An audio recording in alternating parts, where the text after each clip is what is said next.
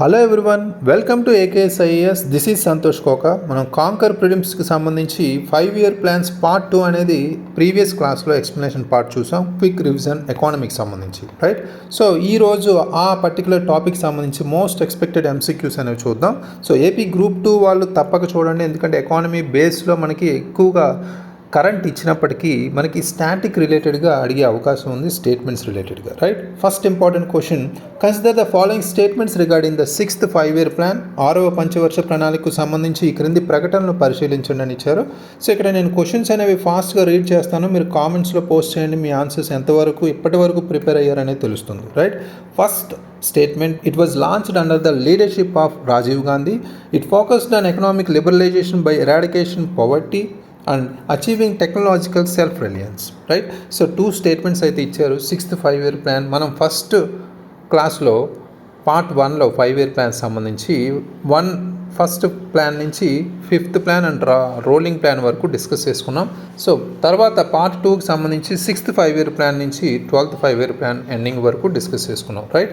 So అయితే 6వ పంచవర్ష ప్రణాళికకు సంబంధించి మనం ఇక్కడ క్వశ్చన్ స్టేట్మెంట్స్ అనేవి గమనిస్తే, so it was launched under the leadership of Rajiv Gandhi అని ఇచ్చారు. బట్ ఇక్కడ 6th 5-year ప్లాన్ ఎప్పుడు జరిగింది? 1980 to 85 టైంలో జరిగింది కాబట్టి, సో ఇక్కడ ఇందిరాగాంధీ గారు ఉన్న టైం కాబట్టి ఇది రాజీవ్ గాంధీ గారు కాదు, లీడర్షిప్లో ఇందిరాగాంధీ లీడర్షిప్లో జరిగింది. సో ఇది wrong statement, right? So next మనకి ఈ పర్టికులర్ ప్లాన్ ఏదైతే ఉందో ఎకనామిక్ లిబరలైజేషన్ మీద ఫోకస్ చేసింది. At the same time poverty eradication సంబంధించి కూడా, పేదరికాన్ని నిర్మూలించడం, టెక్నాలజికల్ సెల్ఫ్ రిలయన్స్ అంటే సాంకేతిక పరంగా స్వావలంబన సాధించడం కూడా మనకి దృష్టి పెట్టింది, right? So very very important, ఇది correct statement. So only 2 is the correct statement, right? Next important question, which of the following objectives were part of the 7th 5-year plan? ఈ క్రింది వాటిలో 7వ పంచవర్ష ప్రణాళికలో భాగంగా ఉన్న లక్ష్యాలు ఏవి? Establishment of a self sufficient economy, promotion of the public sector over the private sector, increasing employment opportunities, right? 7th 5-year ప్లాన్కి సంబంధించి మనకి ముఖ్యంగా 1985 to 90 టైంలో ఈ డ్యూరేషన్ ఉంటుంది ఈ 5-year ప్లాన్కి సంబంధించి. ఫస్ట్ స్టేట్మెంట్ గమనిస్తే స్వయం సమృద్ధ ఆర్థిక వ్యవస్థ స్థాపనకు సంబంధించి ఇది ఫోకస్ చేసిందని ఇచ్చారు. సో 7th 5-year ప్లాన్కి సంబంధించి మనం మాట్లాడుకుంటే సెల్ఫ్ సఫిషియంట్ ఎకానమీ అనేది ఎంప్లాయ్మెంట్ ఆపర్చునిటీస్ని పెంచడానికి కూడా మనకి ఇక్కడ ఫోకస్ చేశారు కాబట్టి ఈ స్టేట్మెంట్ అనేది 1, 3 are correct, right? So second statement గమనిస్తే ప్రైవేట్ రంగం కంటే ప్రభుత్వ రంగాన్ని ప్రోత్సహించడం అని ఇచ్చారు. ఇక్కడ మెయిన్గా ఫర్ ద ఫస్ట్ టైం, అప్పటి వరకు మనకి 5-year ప్లాన్స్ సంబంధించి చూసుకుంటే ఫస్ట్ టైం మనకి ప్రైవేట్ సెక్టార్ పబ్లిక్ సెక్టార్ కన్నా ప్రైవేట్ సెక్టార్కి ఎక్కువ ప్రయారిటీ అనేది వచ్చింది, అది ఇక్కడ గమనించాలి, రైట్? సో ఇక్కడ ఇది wrong statement, right? So promotion of public sector over the private sector అని ఇచ్చారు, right? Only 1 and 3 are the correct. Next important question, with reference to the 8th 5-year plan consider the following statements. 8వ పంచవర్ష ప్రణాళికకు సంబంధించి ఈ క్రింది ప్రకటనలను పరిశీలించండి అని ఇచ్చారు. It was launched under the leadership of PV Narasimha Rao and the plan introduced the new economic policy of India. It failed to achieve its growth target due to a decline in public sector investment, right? 3 statements అయితే ఇచ్చారు. ఇక్కడ దీనిని PV Narasimha Rao నాయకత్వంలో ప్రారంభించారని first statement. అదేవిధంగా ఈ ప్రణాళిక భారతదేశపు కొత్త ఆర్థిక విధానాన్ని ప్రవేశపెట్టిందని, ప్రభుత్వ రంగ పెట్టుబడుల క్షీణత కారణంగా ఇది తన వృద్ధి లక్ష్యాన్ని సాధించడంలో విఫలమైందని 3 స్టేట్మెంట్స్ అయితే ఇచ్చారు. ఫస్ట్ స్టేట్మెంట్ మనం గమనిస్తే అంటే 8th 5-year ప్లాన్ అనేది మనకి డ్యూరేషన్ వచ్చేసరికి 1992 to 97 మధ్యలో ఈ డ్యూరేషన్ అనేది కనిపించింది. అయితే ఇది లాంచ్ చేసింది అయితే PV నరసింహారావు గారే, ఇది కరెక్ట్ ఆప్షన్. అదేవిధంగా the plan introduce the new economic policy of India. ఇక్కడ 1991లో మనకి న్యూ ఎకనామిక్ పాలసీ అనేది ఇక్కడ తీసుకొచ్చారు. మేజర్గా LPG అంటే లిబరలైజేషన్, ప్రైవేటైజేషన్ అండ్ గ్లోబలైజేషన్ అంటే సరళీకరణ, ప్రైవేటీకరణ, ప్రపంచీకరణ అనే 3 సెగ్మెంట్స్ అనేవి ఫోకస్ చేస్తూ, రైట్? సో ఇది కూడా మనకి కరెక్ట్ ఆప్షనే. నెక్స్ట్ మనకి ఈ plan it fail to achieve growth target due to decline అన్నారు. ప్రభుత్వ రంగ పెట్టుబడుల క్షీణత కారణంగా ఇది తన వృద్ధి లక్ష్యాన్ని సాధించడంలో విఫలమైంది అని ఇచ్చారు. మనకి పబ్లిక్ సెక్టర్ ఇన్వెస్ట్మెంట్ అనేది క్షీణించింది, ఇది కరెక్టే, రైట్? కానీ ఇక్కడ ప్లాన్ అనేది సక్సెస్ఫుల్గా అనుకున్న టార్గెట్ కంటే ఎక్కువ, అంటే టార్గెట్ అనేది 5.6% ఉంటే 6.8% గ్రోత్ అనేది సాధించింది. అంటే ఆల్మోస్ట్ అగ్రికల్చర్ కావచ్చు, మ్యానుఫ్యాక్చరింగ్ కావచ్చు, అగ్రికల్చర్ అండ్ అలైడ్ సెక్టర్స్ కావచ్చు, ఇంపోర్ట్స్ రిలేటెడ్ కావచ్చు, అన్నిట్లోని ఇక్కడ గ్రోత్ అనేది కనిపిస్తుంది, రైట్. సో ఇది wrong statement. Fail to achieve అనేది wrong statement. Only 1 and 2 are the correct statements, right? So next important question, consider the following statements regarding the 9th 5-year plan. 9వ పంచవర్ష ప్రణాళికకు సంబంధించి ఈ క్రింది ప్రకటనలు పరిశీలించండి. It was launched on the 50th anniversary of India's independence. Its main focus was growth with social justice and equality.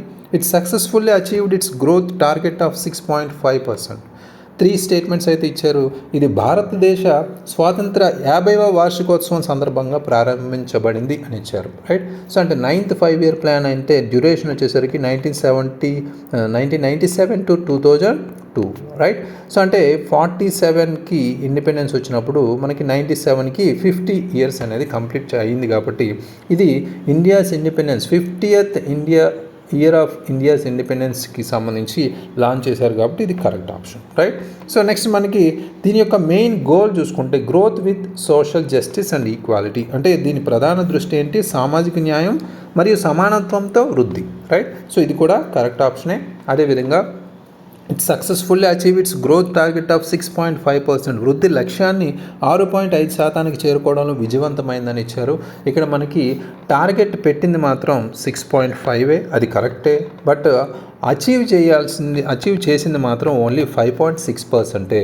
But ఇది successful అన్నారు. Fail to achieve its growth target of 6.5%, right.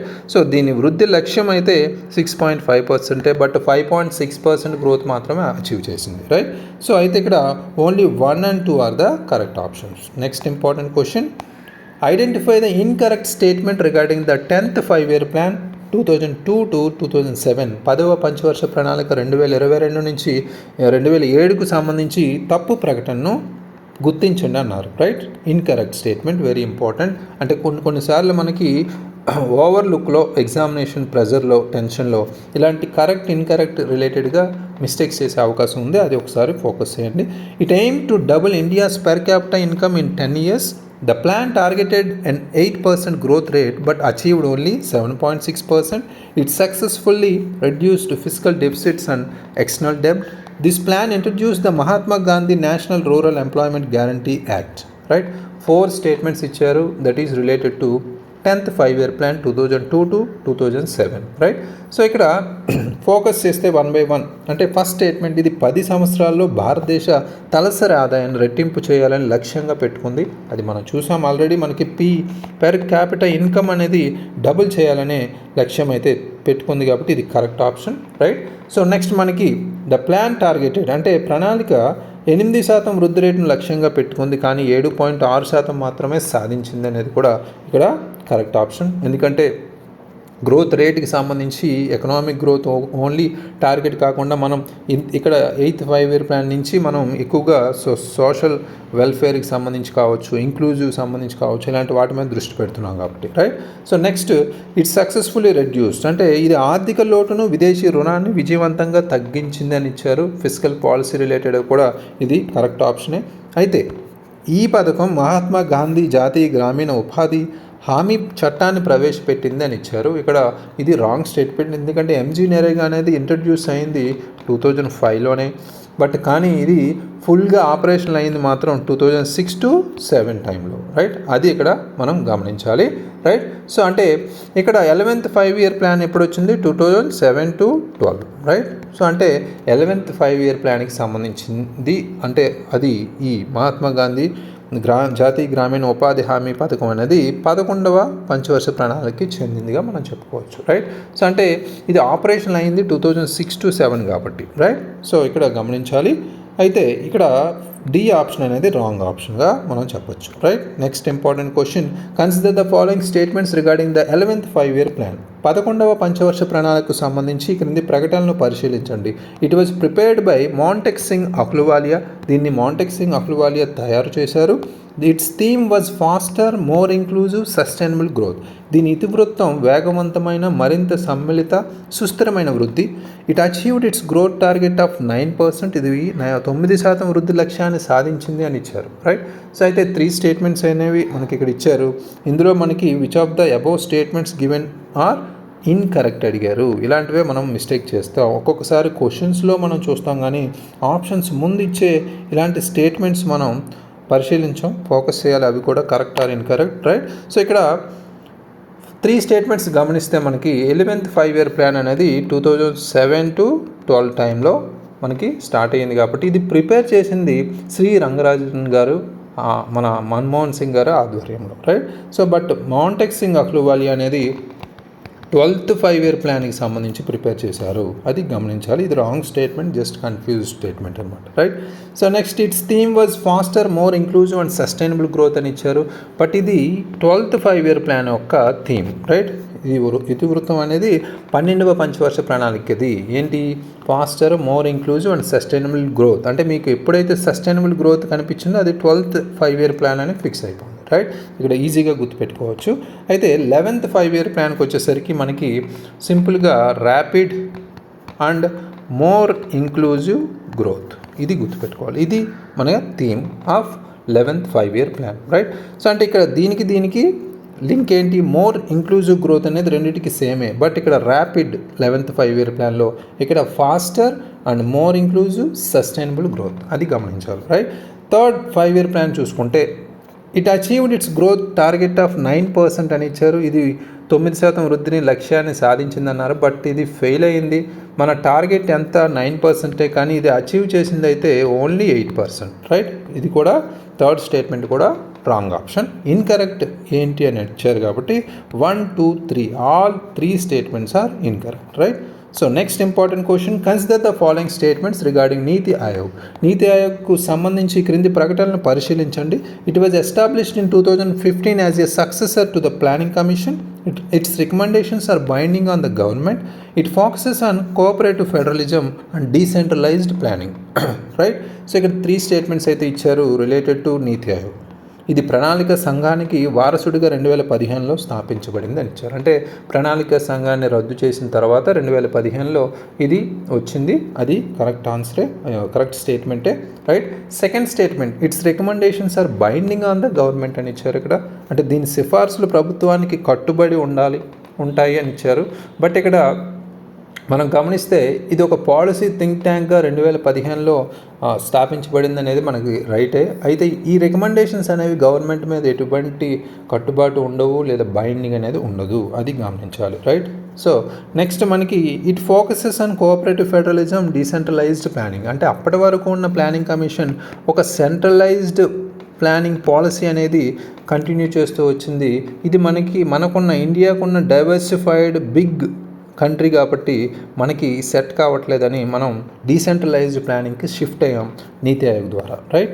So ఇది కూడా correct statement. అయితే ఇక్కడ 1 and 3 అనేవి correct statements. మధ్యలో మనకి second statement అనేది wrong statement, right. Next important question, with reference to the 12th 5-year ప్లాన్ 2012 to 17 consider the following statements. 12వ పంచవర్ష ప్రణాళిక 2012 నుంచి 17కు సంబంధించి క్రింది ప్రకటనలు పరిశీలించండి. Its growth rate target was 8%. It was the last 5-year plan before the planning commission was replaced by NITI Aayog. It successfully achieved the targeted growth rate, right. So 3 statements ఇచ్చారు. ఇక్కడ దీని వృద్ధి రేటు లక్ష్యం 8% ఇక్కడ గమనించాలి. ఇది 12వ పంచవర్ష ప్రణాళికకు సంబంధించి 12th 5-year plan target growth అంతా 8% జీడిపి, అది కరెక్టే.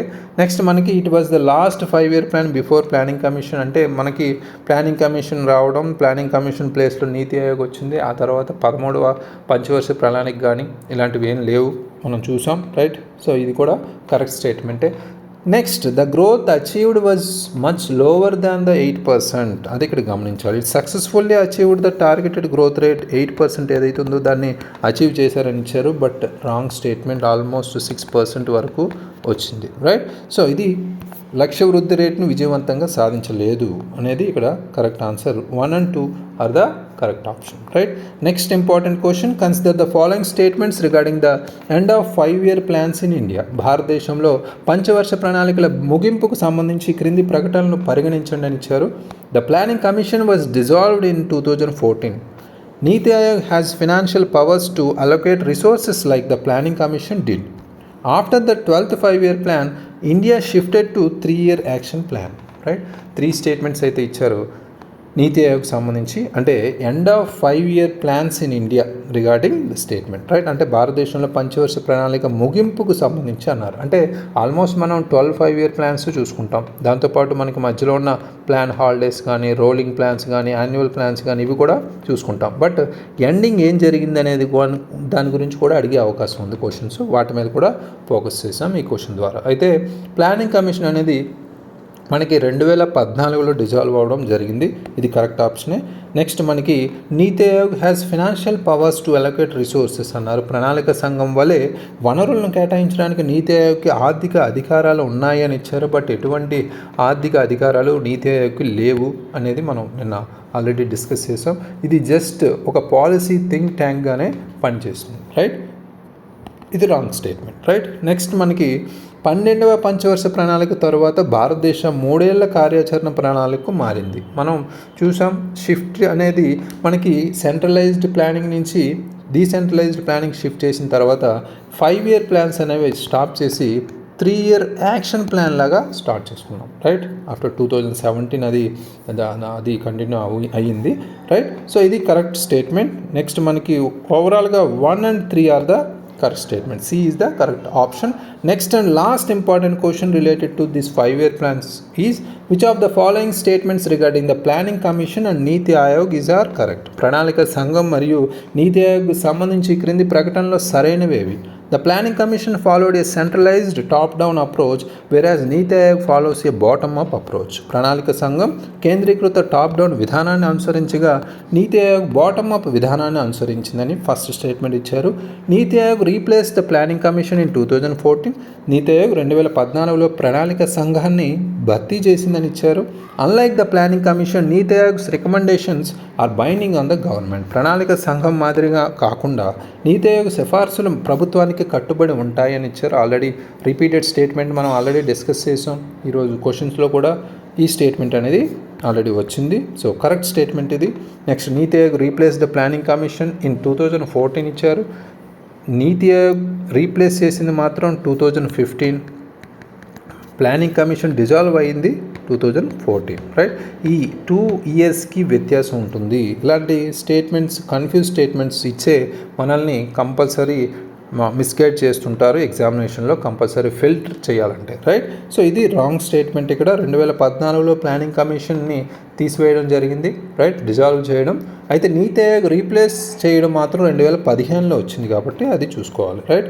నెక్స్ట్ ప్లానింగ్ కమిషన్ అనేది సెంట్రలైజ్డ్ టాప్ డౌన్, అంటే కేంద్రీకృత టాప్ డౌన్ విధానాన్ని అనుసరించింది. దాన్ని షిఫ్ట్ చేస్తూ నీతి ఆయోగ్ అనేది బాటమ్ అప్, అంటే ఒక వికేంద్రీకృత విధానం అయితే తీసుకొచ్చింది కాబట్టి ఇది కూడా కరెక్ట్, రైట్. సో అంటే ఇక్కడ మనం మనకి ఇక్కడ unlike the planning commission, NITI Aayog's recommendations are binding on the government అని ఇచ్చారు.